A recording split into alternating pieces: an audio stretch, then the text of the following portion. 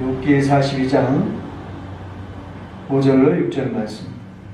내가 주께 대하여 귀로 듣기만 하였사오나 이제는 눈으로 주를 배웠나이다. 그러므로 내가 스스로 거두어드리고 티끌과 제 가운데에서 회개하나이다. 아멘. 거룩하신 하나님, 부족한 종을 주님께서 귀히 보시고 말씀을 대응케 해주심을 감사합니다. 성령님께서 친히 귀한 진리를 깨닫게 해주시고 저희들에게 듣는 영을 허락해 주셔서 이 귀한 진리 가운데에서 이 마지막 불순종의 시대에 말씀을 따라 살아갈 수 있도록 저희들을 축복하여 주시옵소서. 감사드리며 예수님의 이름으로 기도드리옵나이다. 아멘. 성경에는 인생이 안개와 그림자와 같아서 모든 것이 헛되고 헛되요 수고와 슬픔뿐이다. 인생은 고통이라 이렇게 말씀하고 있습니다. 그러면서도 성경에는 이 땅에서 복된 삶을 살기를 원하고 또 평강의 삶을 살기를 원하며 또 그런 가운데서 항상 기뻐하라 이렇게 말씀하고 있습니다. 우리가 이러한 두 가지 극단의 말씀을 어떻게 이해할 수 있겠는가? 이 두 가지의 동과 동이 서에서 먼 것만큼 차이가 있는 이 두 말씀을 어떻게 좁혀 나갈 수가 있겠는가? 마치 슬픈 자 같으나 기쁜 자요, 없는 자 같으나 많은 자요 라고 바울이 말했던 것처럼 이것을 어떻게 하나로 이해할 수 있겠는가 라는 것이 우리가 가장 우리 신앙생활에 있어서 숙제처럼 느껴질 때가 참 많습니다.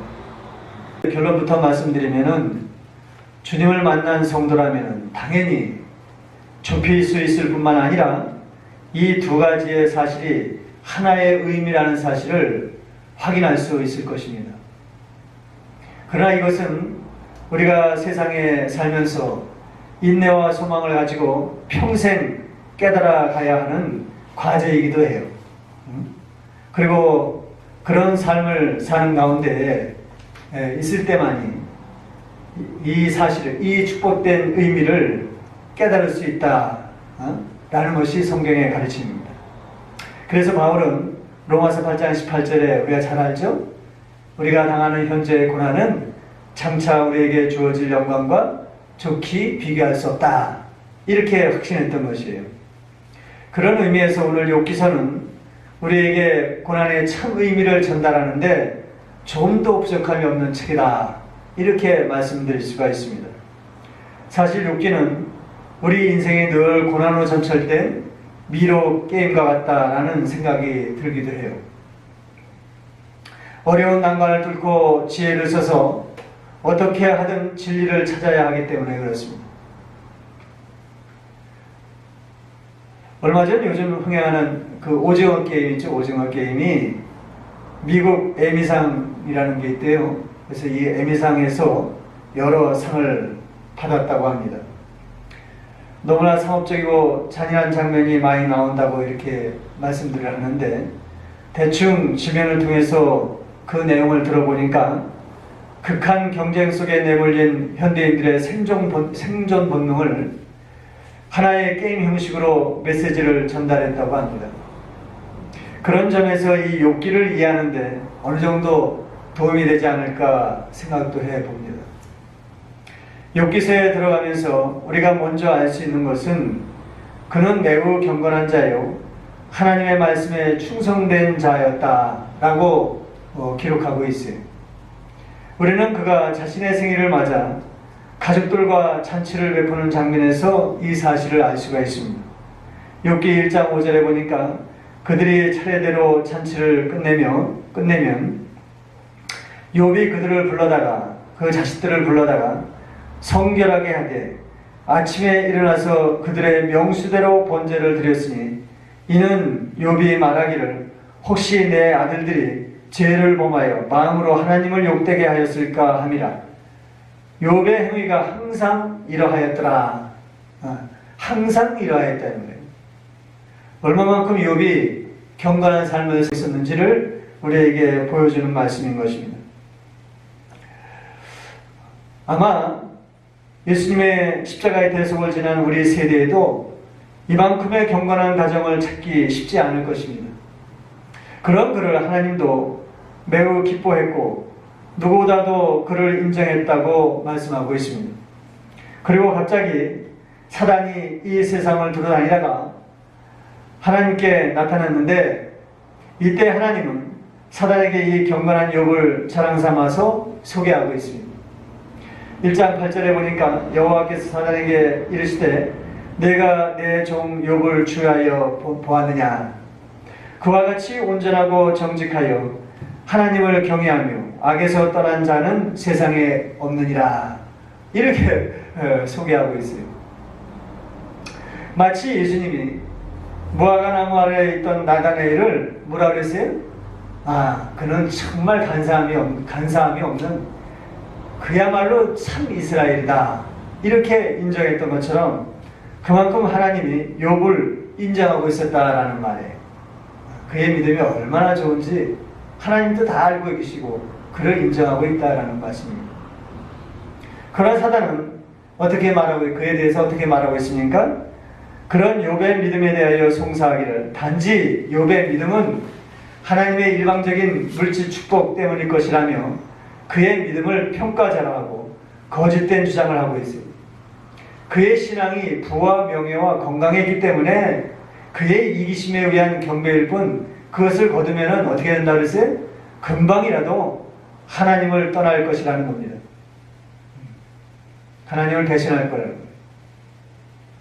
급기야 하나님은 사단의 주장을 받아들여서 사단에게 욥을 시험하도록 그 고난을 부여하게 됩니다.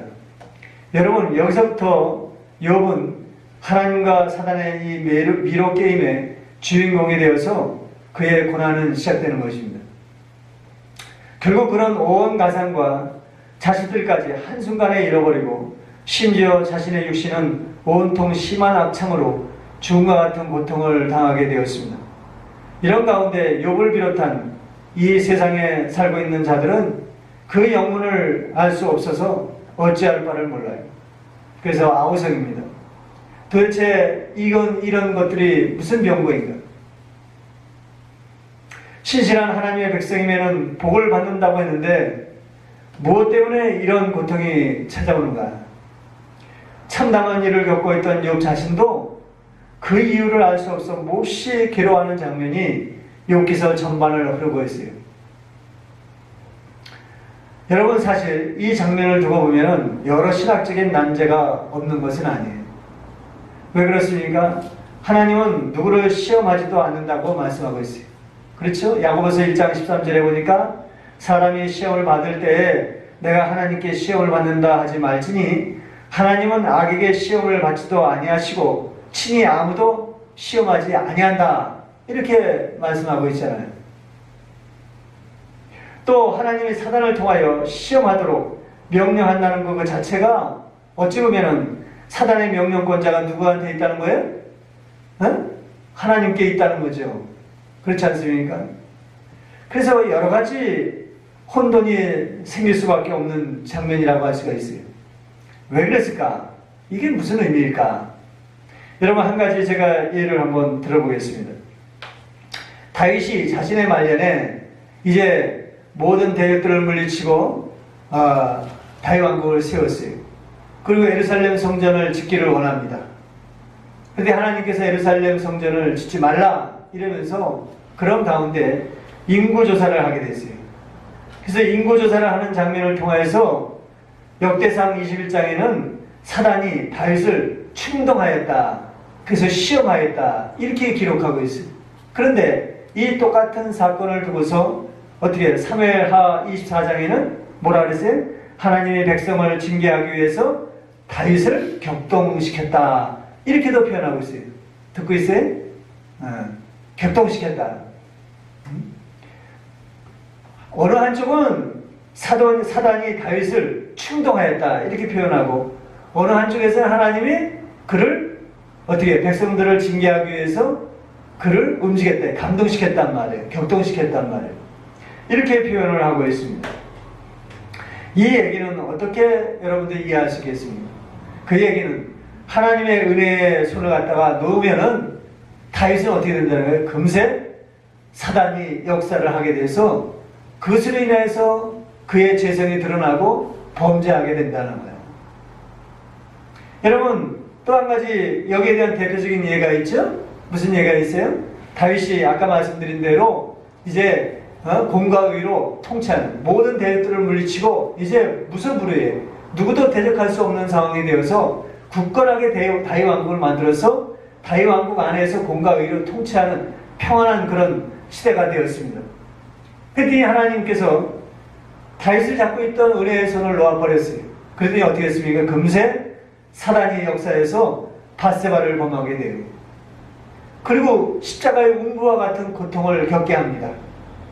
그리고 그 음부와 같은 고통을 지난 후에 솔로몬을 통하여서 어떻게 해요?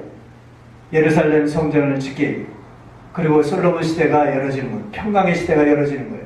새로운 시대가 열어지는 겁니다. 이것을 하나님께서 이런 원리로 우리 삶 가운데 역사한다는 거예요. 욥의 삶을 역사한다는 겁니다. 이런 입장에서 이해한다면 욥기는요, 그야말로 그의 비통한 현실에도 불구하고 하나님을 향한 그런 소망의 끈을 놓지 않았던 승자의 파노라마를 우리들에게 보여주고 있다라고 할 수가 있습니다. 그래서 욥기는 어둠의 터널을 지나 비로소 하나님을 대면하듯 더욱 새롭게 갱신된 모습으로 하나님을 찬양하는 것으로 끝을 맺습니다. 이런 의미 때문에 주석가들은 욥기서를 역사서로 보지 않고 뭘로 보고 있어요? 시편과 잠언서와 같이 어떻게 시가서로 이렇게 분류하고 있는 겁니다. 시가서로 분류하는 거예요. 그 욥의 그 엄청난 역경의 삶을 기록하고 있지만 그 삶이 어떻게 하나의 노래라는 거예요. 노래. 노래의 삶이라는 거예요. 우리가 당하는 고통이 노래의 삶이 될 수 있겠습니까? 그렇다는 겁니다. 여러분, 욥기서의 가장 중요한 주제는 어찌 보면은 새롭게 갱신된 자라는 의미가 있을 것입니다. 귀로만 듣던 하나님을 어떻게 눈으로 보게 되었다는 말이에요. 그러기 위해서는 그 중간에 뭐가 있어요? 그 엄청난 당금질과 같은 그런 시련과 고통이 있다는 거예요. 응? 그걸 거쳐야지만이 귀로만 듣던 것을 눈으로 보게 된다. 보는 것처럼 하나님을 알게 된다는 거예요. 그래서 욥이라는 말의 뜻, 히브리어 말의 뜻은 무슨 뜻이냐 하면은 핍박을 받는 자라는 뜻도 있지만 또 다른 뜻은 뭐냐면 회개하는 자라는 뜻이 있습니다. 욥이라는 뜻은 무슨 뜻이라고 했다고요? 핍박을 받는 자, 회개하는 자. 이 두 가지의 의미가 있어요. 회개라는 건 돌이킨다는 의미죠. 그렇죠? 뭔가 자신의 주어진 현실에서 잘못된 것을 찾아서 돌이키는 거예요. 그러려면 뭐가 찾아와요? 핍박이 찾아오는 핍박이. 고난이 찾아온다는 거예요. 그러기에 우리는 이 욥의 고난을 보고 진정한 믿음과 축복이 뭔가를 분명히 깨달을 수 있다는 것입니다. 그래서 야고보 선생도 우리들에게 그의 결말을 보라고 권면하고 있어요. 야고보서 5장 11절에 뭐라 그랬어요? 보라, 인내하는 자를 우리가 복되다 하나니. 왜 인내를 해야 돼? 고난이 있기 때문에 인내할 수밖에 없는 거예요. 그를 복되다 하나니 너희가 욥의 인내를 들었고 주께서 주신 결말을 보았거니와 주는 가장 자비하시고 궁일이 여기시는 자신이라. 그의 결말을 봤지 않느냐 이거예요. 여러분, 욥의 결말을 우리도 맛보려면 어떻게 해야 되겠어요? 욥이 인내했던 것을 우리가 본받아야 된다는 것이죠. 어떻게 본받아야 되느냐 하는 겁니다. 여러분, 우리는 간혹 신앙에 있어서는 별 문제가 없는 것처럼 생활하기도 합니다. 그렇죠? 그냥 여전히 여상한 신앙생활을 해요. 나름대로 경건하게 살고자 말씀을 보고 기도도 합니다.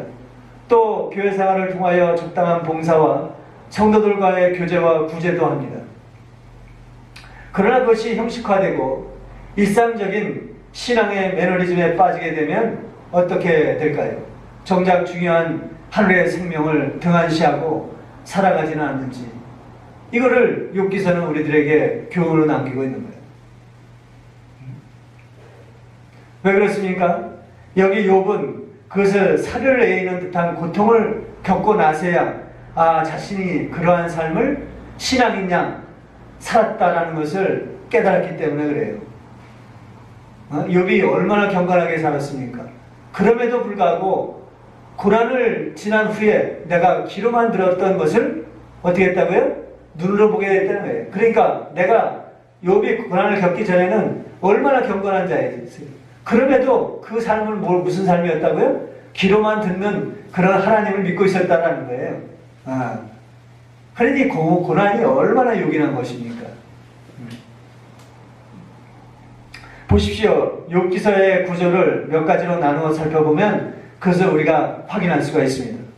우선 첫째로 하나님을 경외하는 자에게는 하나님이 금생에서도 이 땅에서도 복된 삶을 살게 하신다라는 것을 우리는 욥의 삶을 통해서 알 수가 있어요. 욥은 아브라함과 같은 시대의 사람입니다. 그렇죠? 여러분, 아브라함이 있을 때의 시대를 우리가 짐작할 수 있죠? 그때 하나님이 있는 시대였습니까? 갈대아 우르에 그냥 이방 가운데 그냥 흩어져 있는 그런 상황에 있었어요. BC 2000년 전입니다. 예수님이 오시기 전. 인간의 교만함은 너무나도 하늘 찌르듯이 높아져가지고 뭘 세웠어요? 바벨탑을 세웠어요. 이 바벨탑은 인간의 교만의 상징적인 것입니다. 결국 하나님의 진노로 언어가 달라지고 바벨탑은 무너지고 세계 각지로 인간들은 흩어져 이제 족장의 시대가 되었어요. 부족의 시대가 됐단 말이에요. 하나님이 없는 삶, 암흑과 같은 시대가 되었습니다. 하나님의 거룩은 눈을 씻고 찾아봐도 찾을 수 없는 그야말로 온갖 우상들로 자기 신을 삼는 시대였다라는 것이죠. 이런 암울한 시대에 아브라함과 같은 또 다른 경건한 자가 있었으니 그가 바로 욥입니다. 욥. 그래서 우리가 이 종말적 시대에 아무리 수많은 사람이 하나님을 믿는다 하면서 믿는다 할지라도 그것이 백이라면은 쳐다보지도 말고 만나지도 말고 그들에게서 떠나야 되는 거예요. 오직 홀로 앉아있다 하더라도 그 믿음을 지켜야 되는 것입니다. 욥기서에는 동방 사람 중에 가장 훌륭한 자라고 기록하고 있지만은 이는 그가 우상이 가득한 이 세상에서 얼마나 하나님의 뜻을 따라 살아왔는지를 보여주는 말씀이라고 할 수가 있습니다. 그런 그에게 하나님은 더할 수 없는 세상적 부요함을 허락해 주셨습니다. 그럼에도 그는 물질적 풍요에 교만해지지 않고 늘 자녀들에게 말씀을 가르치고 하나님의 축복이 무엇인지를 또 경건하게 사는 것이 무엇인지를 알려주었습니다. 그리고 이웃에게는 자신의 모든 자비를 베푸는 덕망 있는 경건한 자였다라는 것이죠. 사실 그의 삶은 우리들에게 진정한 그리스도인의 모범이 무엇인지를 충분히 보여주고 있습니다. 이와 같이 모든 면에 하나님을 앞세운 삶을 살았기 때문에 욥에게 하나님은 세상에서도 가장 부유한 것으로 채워주었다라는 것을 우리는 알 수가 있어요. 솔로몬에 뭘 주었습니까? 부와 명예와 그렇죠? 지혜도 허락해 줬죠. 지혜뿐만 아니라 세상 부여와 명예도 줬단 말이에요. 이와 같이 하나님께서도 욥에게 그렇게 축복된 삶을 허락해 주셨다는 거예요. 두 번째로 그럼에도 불구하고 성도들이 세상에 살면서 남들에게는 없는 그런 온갖 시련들과 좌절을 겪게 하신다라는 것이죠. 여러분, 다윗의 시편에도 알 수 있듯이 정말 다윗이 어떤 고통을 당했습니까? 기가 막힐 수렁과 뼈를 깎는 것 같은 그런 시련들이 계속 언습해 왔죠. 다윗의 시편을 여러분들이 보시면은 정말 인간으로서는 도저히 당할 수 없는 것 같은 고통을 다윗은 몸으로 체험한 것을 우리는 알 수가 있습니다. 우리 성도들에게도 늘상 이런 시련들이 찾아온다라는 것을 우리는 인정해야 한다는 거예요. 사도들도 믿음 생활엔 고난이 늘 함께 한다라고 말씀하고 있습니다. 문제는 우리가 당하는 이 고난을 어떻게 믿음으로 승화시키느냐가 우리에게 주어진 과제인 것입니다. 대개 우리에게 시련이 닥치면 먼저 하나님을 찾기보다는 우리에게 주어지는 그 시련이 다가온 상황 논리에 빠져 몸부림치기 쉽습니다. 마땅한 탈출구를 찾지 못해 하나님이 나를 버린 것 같은 그런 고립된 느낌을 받습니다.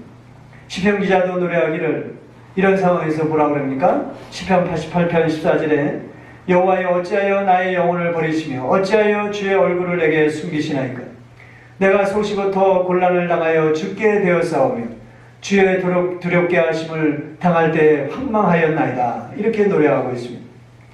우리는 신앙생활을 잘 해오다가도 갑자기 당하는 이런 여러 환난과 눌림으로 인해서 이와 같이 영적 단절감을 느낄 때가 참 많습니다. 사실 이런 상황에서는 설령 주위에 누가 이런 고통을 위로해주거나 조언을 해줘도 그렇게 크게 도움이 되지 않습니다. 욥에게도 절친이 이 세 친구들이 찾아와서 그를 위로해 주고자 했습니다. 그러나 그들은 욥의 참담한 처지를 보고 충격을 받았을 뿐 아무 말을 할 수가 없었어요. 여러분 2장 12절 이하에 보니까 그가 얼마나 악창이 나가지고 그 험한 모습이 됐는지 그가 욥인지를 알아보지 못했다고 합니다. 그리고 밤낮 7일 동안 욥과 함께 땅에 앉았으나 욥의 고통이 너무 심함으로 욥에게 한마디도 말하는 자가 없었다. 너무나도 당황스러운 거예요. 그러나 그들이 더욱 놀란 것은 욥이 모든 면에서 여호와 하나님을 쫓는 심히 경건한 자였기 때문에 그에게 닥친 이 시련의 이유를 도무지 알 수 없다는 것이 더욱 놀라운 겁니다. 왜 그랬을까? 그렇게 그들은 차츰 혹시라도 자신들이 모르는 죄를 욥이 숨기고 있는 것은 아닌지 의심하기에 이르렀습니다. 그도 그럴 것이 인간이 당하는 이 징벌은 대개 자신의 죄로 인한 것이라고 생각을 하기 마련입니다. 그래서 그들은 욥을 위로하기보다는 자신의 감춰진 죄 문제를 먼저 돌아봐야 한다라고 권면하고 있습니다. 이들은 욥에게 다시 한번 자신을 좀 생각해 보라고 권면하고 있습니다. 4장 7절에 보니까 죄 없이 망한 자가 누구인가? 정직한 자의 끊어짐이 어디 있는가? 그게 죄가 있으니까 네가 이런 처지에 있는 거 아니냐? 하나님을 온전하게 믿고 정직하다면 과연 이런 일이 발생할 수 있겠느냐? 이런 얘기예요. 하나님 앞에 정직한 자라면 절대 이런 참상을 겪을 수가 없다라고 권면하거든요. 그러니 내 속에 있는 숨은 죄를 드러내고 하나님께 회개하라 이거예요. 여러분 이와 같이 우리는 누가 고난당하는 것을 보면 흔히 생각하기를 그 고난은 그의 죄로 인한 인과응보라고 생각하기 쉽습니다. 믿지 않는 사람들도 마찬가지입니다. 격한 그런 환난이 다가오면은 내가 전생에 무슨 죄가 있는가 라고 탄식하죠. 이렇듯 타인의 고난이든 자기에게 닥친 고난이든 간에 고난의 원인을 자신의 죄열로 돌리는 경우가 일반적인 것입니다. 이것을 일반적 종교적 용어로 표현한다면 업보라고 얘기를 해요. 업보라고 얘기를 하죠. 사실 고난의 근본적인 원인이 자신의 죄로 인한 것은 틀린 말이 아닙니다. 그리고 이러한 자세는 경우에 따라서는 자신에게 이익이 되기도 합니다. 자신을 성찰하고 돌아보아 자신의 결정을 보완하는 데 도움을 주기도 합니다. 그러나 이러한 접근 방식은 어느 종교든 종교심을 가지고 있는 사람이라면 대부분 동일한 신앙 패턴에 불과하다라는 거예요. 그렇기 때문에 믿음 안에서는 그리 특별한 깨달음을 얻고 성화되는 과정에 있어서는 부족함이 있다라고 저는 생각을 합니다. 다시 말해서 고난을 통하여 얻어지는 영적 유익이 충분하지 않다라는 거예요. 그렇다면 어떻게 할까요? 여러분 고난의 원인이 죄라는 생각은요 단지 또 다른 것을 발견하고 깨닫기 위한 그런 시작점에 불과해요. 이게 무슨 얘기냐면 내가 죄로 인해서 이런 고통이 다가오고 시련이 다가온다는 것은 새로운 것을 깨닫게 하기 위한 시작점에 불과하다는 겁니다. 그렇기 때문에 그것을 통해서 하나님께서 알려주신 방향이 뭔가 이것을 늘 기도하며 말씀을 통하여서 깨달아가는 그런 하나님의 방향으로 뛰쳐나가야 한다는 거예요. 왜 그렇습니까? 우리가 닥친 이 고난의 의미를 죄에 의한 과거지향적 결과물로만 여긴다면은 그것은 그냥 업보에 불과하지만은 이것을 믿음 안에서 보다 적극적인 의미로 이해한다면은 하나님께서 값없이 주시는 은혜를 충분히 발견할 수 있기 때문에 그래요. 그래서 내가 이렇게 아픈 것도 이게 내 죄이기 때문에 그러지 이렇게 생각할 수도 있어요. 그러나 그 생각에 머물러 있는 것이 아니라 정말 적극적으로 하나님의 말씀을 깨닫고 하나님 지향적인 방향으로 나갔을 때 거기에서 뭐예요? 내게 주신 이것도 내게 족한 것이고 감사한 것이고 하나님의 은혜 가운데 있는 것이다 라고 내 고통에 이렇게 슬픔이 변하여 춤이 되게 만드신단 말이에요. 은혜를 깨닫게 한다는 것입니다. 그래서 우리 모두가 당하는 이 고난 속에는 미래를 열어가는 적극적인 방향성이 있어야 함을 욥기서는 우리에게 말씀하고 있는 것입니다. 보십시오. 처음에는 욥도 새 친구들의 여러 권면과 정죄의 말이 너무도 거슬리고 화가 나기도 하였습니다. 제발 이 영문도 모르는 이 환난의 이유를 알게 해달라고 몸부림치며 욥은 기도하기도 합니다. 친구들에게도 뭐라고 합니까? 6장 24절에 내게 가르쳐서 나의 허물된 것을 깨닫게 하라. 그래야만 내가 참전하겠다 이거예요. 도무지 나에게 드려진 이 환난이 무슨 의미인지를 알 수가 없다 이거예요. 나는 그래도 그동안 경건하게 살았고 하나님의 뜻을 따라서 순종하게 살았는데 왜 이런 일이 발생하느냐 이거예요. 오랜 시간이 지난 후에야 욥도 당연히 자신에게 닥친 이런 고난이 결국은 모태로부터 나올 때 이미 자신에게 드려진 이 원죄와 그 죄성에 의한 것임을 깊이 들여다보게 되었습니다. 그건 일반적인 거예요. 이것을 깨닫고 나서야 욥은 주님 앞에 나가 자신의 내면을 자복하듯 토해내고 있습니다. 그러면서도 그는 거기에 머물러 있는 것이 아니라 어떻게 해요? 자신이 더 나은 자리로 옮겨질 것을 소망하였다라는 것입니다. 더 나은 자리로 자신이 옮겨질 것을 소망하고 있습니다. 23장 10절에 나의 가는 길을 오직 그가 아시나니 그가 나를 단련하신 후에는 내가 뭐라고요? 정금같이 나오리라. 이렇게 소망하고 있는 거예요. 그 고통에서 어떻게 이런 고백이 나올 수 있겠습니까? 더 나은 자리로 요셉의 이름처럼 더 나은 자리로 나를 옮겨주실 것이다 라는 거예요. 그가 바로 어떻게 했다는 거예요? 이 욥의 고난이 마치 예수님의 십자가의 음부의 터널처럼 여기고 있었다는 거예요. 그런 후에 부활처럼 더 나은 자리로 더 나은 생명의 자리로 자신을 옮겨줄 것을 소망하고 있었다라는 것입니다. 여러분, 정금은 순금을 말합니다. 99.9%의 순금을 얻기 위해서는 어떻게 해? 원석을 엄청난 불에 태우잖아요. 그래서 그 금에 합당하지 않은 것이나 여러 가지 불순물들을 다 태워버리고 오로지 순수한 순금만을 남게 만드는 것이 바로 정금이에요. 여러분, 세 번째로 이와 같이 이 죄의 굴레를 깨닫게 대한 자는 비로소 하나님 앞에 굴복된 겸비된 마음으로 나아간다라는 사실입니다. 욥은 자신에게 드려진 이 고난의 문제를 스스로 해결할 수 없다라는 것을 고백하며 주님께 굴복하고 있습니다.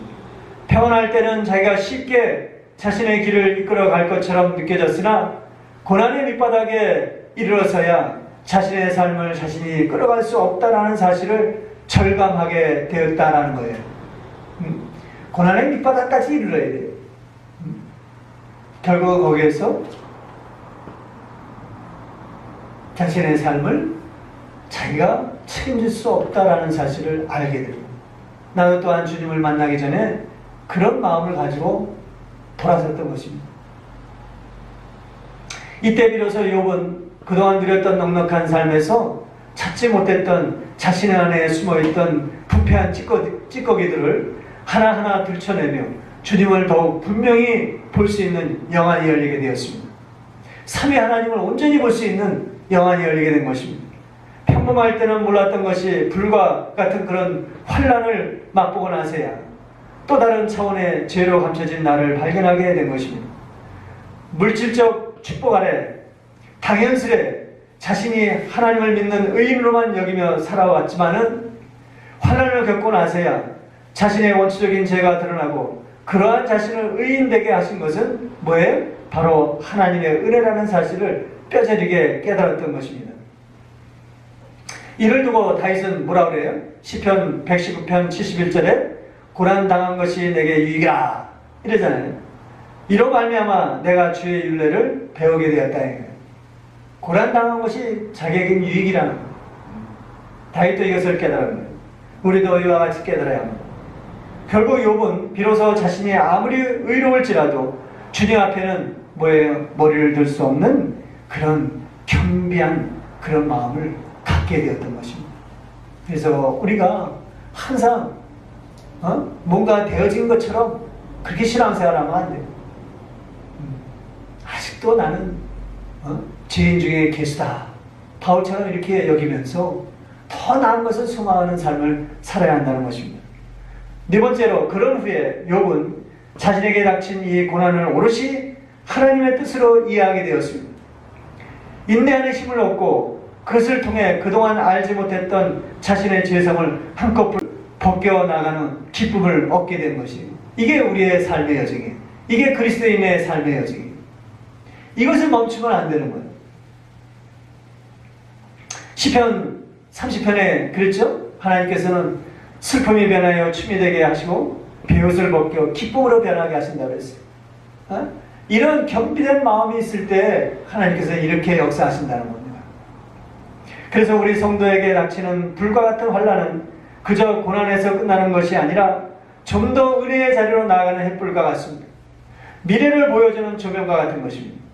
이때 가슴을 쓸어내리는 회개의 눈물이 쏟아지며 정금과 같은 그런 나를 발견하게 되는 기쁨을 맛보게 되는 것입니다. 여러분, 바울은 자신에게 드려진 이 고난을 예수님을 십자가에 죽게 한 대가라고 이해하고 있습니다. 고린도후서 4장 10절에 바울은 날마다 예수 죽인 것을 몸에 짊어지면 예수 죽인 것을 몸에 짊어진다는 건 그만큼 고난 가운데 있다는 것을 얘기하는 거예요. 거기에서 참고 인내하며 소망을 가지고 있다는 거예요. 예수의 생명도 우리 몸에 나타나게 하려 합니다. 이렇게 말하고 있습니다. 이런 바울이 자신의 고난을 통하여 자신에게 예수의 생명이 더욱 새롭게 나타나기를 간절히 소원하는 마음을 늘 가지고 있었다는 것을 우리는 알 수가 있습니다. 여러분, 말씀을 맺겠습니다. 지금도 어디선가는 이 모양 저 모양의 환난 중에 왜 하나님은 신실하고 경건한 자들에게 이 고난을 더해가는가, 이렇게 탄식하는 성도들이 많을 줄로 믿습니다. 사실 이것은 우리에게 신앙생활하면서 늘 맞닥뜨리는 의문이기도 합니다. 우리는 이 욥의 고난을 통해서 몇 가지 확실한 근거를 찾아볼 수 있습니다. 첫째는 세상 모든 일들은 하나님의 주권과 통치하에 있다라는 것을 알 수가 있습니다. 그러니 고린도전서 10장 13절에 뭐라고 기록하고 있어요? 바울은 사람이 감당할 시험밖에는 너에게 당한 것이 없나니 오직 하나님은 미쁘시고 의로우사 너희가 감당치 못할 시험당함을 허락지 아니하시고 시험당할 즈음에 어떻게 한다 그랬어요? 피할 길을 주사 능히 감당케 하신다 그랬잖아요. 그렇죠? 하나님께서는 모든 우리에게 당하는 모든 사건들과 일들에 대해서 주권을 가지고 통치하고 있다는 사실을 욥의 사건을 통해서 우리는 알 수가 있습니다. 둘째로는 연기로만 설명되었던 이 사단의 실체를 분명하게 우리에게 보여주고 있다는 사실입니다. 그리고 이 사단은 끊임없이 우리에게 뭘 해요? 우리의 삶을 거짓 증거하고 거짓 정보를 흘리고 있습니다. 별로 중요하지 않은 것을 갖다가 중요하게 여기게 만듭니다. 세상 헛된 것을 갖다가 생명처럼 여기게 만들어요. 거기에 매이게 만들어요. 세상 물질 문명을 가장 행복한 것으로 거짓 속임수로 우리를 사로잡고 있습니다. 이게 하나님 앞에 송사했던 이 사단의 정체인 것입니다. 여러분, 여기에 우리는 미혹되지 말아야 된다는 거예요. 사단의 실체는 거짓과 속임수입니다. 그리고 셋째로 이 두 가지 사실을 근거로 해서 우리가 이 세상에 살면서 수많은 환난들이 찾아오고 뼈가 녹는 것 같은 그런 시험들이 몰려온다라는 사실입니다. 그러나 우리 성도들에게 당하는 이 시험들은, 이 환난들은 주님의 은혜 아래서 소망을 이루는 용이한 것이 된다라고 말씀하고 있습니다. 그래서 바울은 환난 중에도 즐거워하라 이렇게 권면하고 있죠. 로마서 5장 3절에 우리가 환난 중에도 즐거워하나니 이는 환난은 인내를, 인내는 연단을, 연단은 소망을 이루는 줄 알미로다.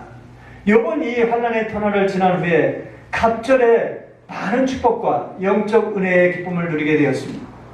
이런 이유 때문에 욥기서는 우리가 아무리 하나님의 뜻을 따라 경건한 삶을 산다 할지라도 생명에 있어서는 아직도 모르는 바가 많다라는 것을 인정하고 늘 주님 앞에 겸비된 마음을 가져야 한다라는 사실입니다. 이걸 우리에게 권면하고 있습니다. 그리하면 자신의 고난을 통하여 예수님의 십자가의 흔적을 발견하게 될 것이고 내 안에 주의 성전됨과 하나님의 인재 가운데 주어지는 평강을 누리게 될 것입니다. 이는 시편을 노래한 선진들도 그대로 경험했던 사실이에요. 시편 73편에는 뭐라고 그랬습니까? 나는 종일 재난을 당하며 아침마다 징벌을 받았도다. 내가 만일 스스로 이르기를 내가 그들처럼 말하리라 하였더라면 나는 이렇게 맨날 징벌을 당하고 또 재난을 당하고 있지만 그러나 세상 사람들은 그렇지 않단 말이에요. 세상 사람들은 잘 나가고 장수하고 그렇단 말이에요. 그러나 내가 비록 이 재난을 당할지라도 저들처럼 삶을 산다면은 나는 주의 아들들의 세대에 대하여 악행을 이미 했을 것이다. 그러나 그걸 참고 인내했단 말이에요. 하나님의 뜻을 끝까지 지켜나갔단 말이에요. 그랬더니 뭐라 그랬습니까? 내가 어찌하면 이를 알까 하여 생각한즉 이것이 내게 심한 고통이 되었나니.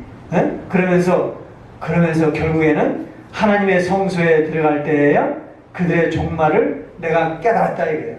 성소에 들어갈 때야 이 비밀을 알았단 말이에요.